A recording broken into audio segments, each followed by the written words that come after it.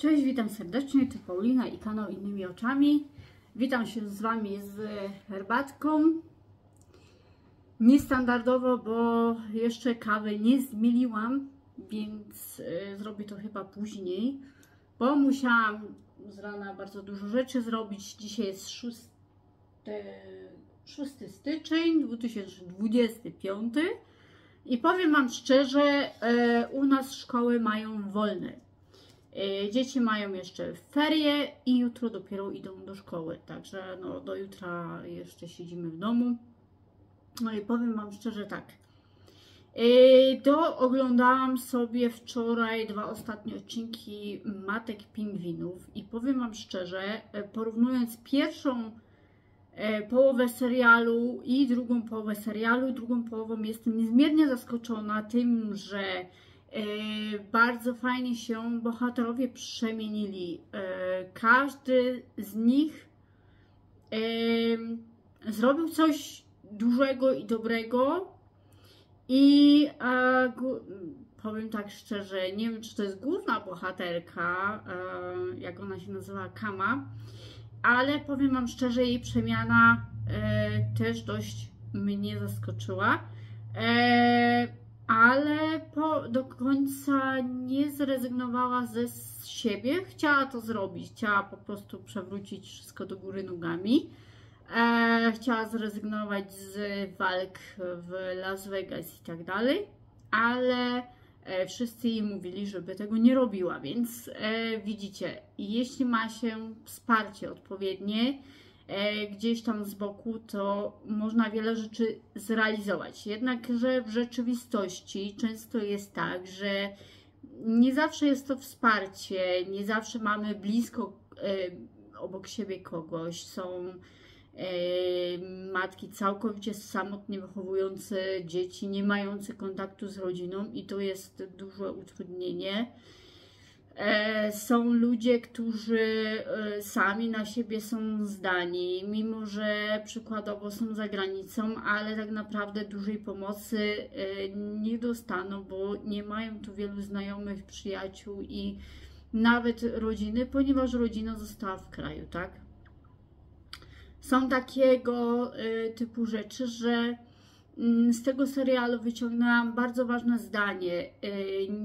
Nie pamiętam do końca tego cytatu, ale nie chcę tutaj cytować w tym momencie, tylko po prostu nasunę jeden wątek, kiedy Kama przyszła do dyrektora i powiedziała mu, że często dzieci ze spektrum, czy generalnie dzieci z specjalnymi potrzebami edukacyjnymi często kreują rzeczywistość swoich rodziców, tak? One mają na nas wpływ, nie my na nie i to jest takie, człowiek się bije, chciałby jako rodzic jak najlepiej, tak? Chciałby to czy tamto i owamto i powiem Wam szczerze, że w rzeczywistości jest tak, że my jako rodzice wypruwamy flaki i tak dalej, ale często jest tak, że my sami sobie robimy pod górkę, utrudniając sobie życie.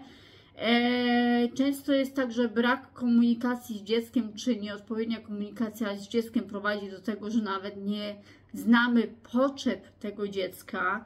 Jeśli komunikacja jest utrudniona, to trzeba najpierw znaleźć podejście odpowiednie do komunikowania się z tym dzieckiem. Przykładowo ja znalazłam w postaci form obrazkowych, tak? Z początku trafiały do Kacpra peksy, u nas się to nazywa Metacom, ale wiadomo o co chodzi.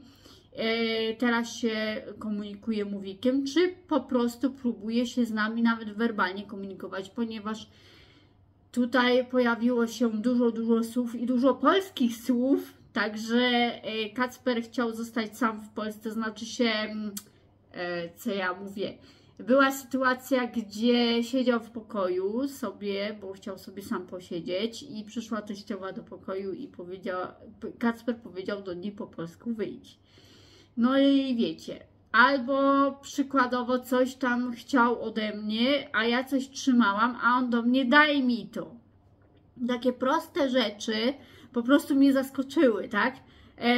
Ostatnio Kacper właściwie zrobił coś takiego, że wyciągnął sobie szklankę i z filtra do wody chciał nalać sobie wody, albo z dzbanka sobie nalał wody, także wiecie, są to małe niuanse, czy chciał sobie nawet posprzątać talerz do zmywarki. To są takie rzeczy, które cieszą, tak?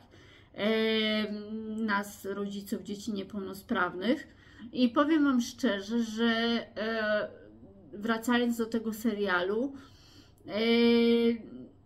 pokazane tam zostało, druga część mi się bardzo o tyle podobała, pokazane tam zostało, że jednak życie ludzi, którzy mają pieniądze, mają karierę, którzy są tak samo gdzieś tam uwikłani w sytuację, gdzie ich dzieci są w jakiś sposób potrzebują specjalnej edukacji, to jest tak, że to nie jest jakoś tam wykreowane, że oni mają opiekunki, tego typu sprawy, bo ktoś sobie tak wymyślił, tylko po prostu jest gdzieś tam pokazane to, że jednak i oni mają słabości, oni chcą zrezygnować z samych siebie, czy są jakieś tam większe czy mniejsze tragedie rodzinne, tak? To nie jest tak, że życie jest usłane różami, życie jest po prostu życiem, tak? I każdy z nas chce dla naszych dzieci jak najlepiej. I często rodzice nie patrzą na to, żeby realizować siebie, tylko wkładają maksymalnie 100 plus xxx% z siebie, żeby temu dziecku pomóc. Często jest tak, że to jest błędne koło i często trzeba znaleźć, zanim się postąpi krok, gdzieś tam była kariera, czy coś więcej, jakiś zawód i tego typu sprawy. W pewnym momencie, jak już jest czegoś za dużo, człowiek musi sobie zrobić po prostu przerwę. I taka przerwa dużo pomaga na przemyślenia, na refleksję nad sobą, swoim życiem i tak dalej. Bo nie zakopiemy się po prostu w jakieś historie typu depresje i tego typu sprawy, bo jesteśmy potrzebni naszym dzieciom.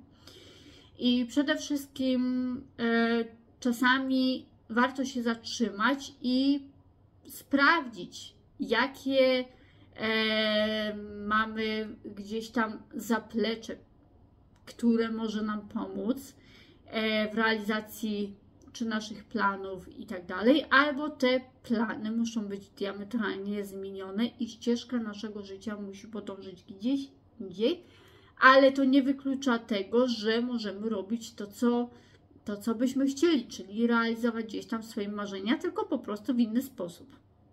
Bo człowiek ma nie tylko jedno, jedyne marzenie, ma ich więcej, także trzeba zrobić sobie taki rekonesans i zobaczyć, co jest najlepsze w danej sytuacji. Nie jest to łatwe, ale bardzo często jest tak, że zauważyłam, że ludzie, którzy dowiadują się o diagnozach czy tego typu sprawach, potrzebują dużo więcej czasu, niż jest to pokazane w serialu, na zaakceptowanie pewnych rzeczy. Jest to forma, jak to ludzie nazywają, nie wiem, czy to się nazywa z psychologii, ale jest to w sensie taka jakby żałoba, zakopanie czegoś, co było, i rozpoczęcie czegoś nowego, tak? Powiem Wam szczerze, że ta przemiana tych bohaterów bardzo pomogła o tyle różnym innym ludziom, którzy mają normalnie rozwijające się dzieci. Wydaje mi się, że pomogła zrozumieć ten aspekt, że naprawdę ludzie, którzy mają dzieci ze specjalnymi potrzebami rozwojowymi, edukacyjnymi i tego typu sprawami, dźwigają ze sobą ogromny bagaż, nie zdecydowali się na usuwanie tych dzieci, czy nawet nie wiedzieli, co niektórzy. Wcześniej też nie było w wielu przypadkach takiej czy innej aparatury, tak, żeby sprawdzić co i jak. Ale bardzo mnie to cieszy, bo jednak jest to życie. I choćby nie wiadomo jakie było, doceniajmy każdą chwilę. I to jest fajnie pokazane w tym serialu, że Kama stara się zrobić coś, co jest jak najlepsze dla jej syna Jasia. I chce się z nim cieszyć też każdą chwilą, bo zrozumiała, że życie to nie tylko kariera, to nie tylko patrzenie na siebie, ale patrzenie na swoje dziecko i z pozycji retrospekcji spojrzała też na swoje życie, co ona otrzymała od życia i jej wewnętrzna przemiana, że nie chce być taki jak jej ojciec, pozwoliło jej na to, żeby zaangażować się w sprawy szkoły dziecka czy samego dziecka i nawet po niefortunnym zamknięciu, zapomniałam jak się ta szkoła nazywa, w każdym razie tej szkoły, którą dyrektor prowadził, wpadła na pomysł, żeby otworzyć szkołę właśnie dla ich dzieci i dzieci koleżanek i tak dalej. I to jest bardzo, bardzo fajne i oby takich więcej ludzi. Wiem, że polskie realia są takie, że nie ma takich po prostu szkół przerysowanych, gdzieś tam idealnych, idealnie zajmujących się naszymi podopiecznymi, czyli naszymi pociechami w taki sposób, jaki byśmy chcieli. I często ludzie muszą rezygnować ze swoich postanowień, marzeń i tak dalej na rzecz edukacji nawet i domowej. Co jest bardzo smutne i jeśli chodzi o same nawet, jak się to mówi, tego, co pomaga danej rodzinie, asystenta, to trudno jest takiego człowieka w ogóle znaleźć. To mogę Wam powiedzieć z perspektywy osoby mieszkającej w Niemczech, że asystencja dla dzieci niepełnosprawnych nawet i w szkole jest trudna do znalezienia. Kacper ma to szczęście, że akurat chodzi do takiej szkoły i że znalazł swojego asystenta, swoją asystentkę, ale nie każdy ma takie szczęście. Dlatego jak powiedziałam w poprzednim vlogu, trzeba znaleźć się w odpowiednim miejscu, czasie i wtedy mając ze sobą bliskich, można coś wielkiego stworzyć. Także życzę Wam dziś miłego dnia i z tą refleksją żegnam się z Wami. Do następnego, do zobaczenia. Cześć.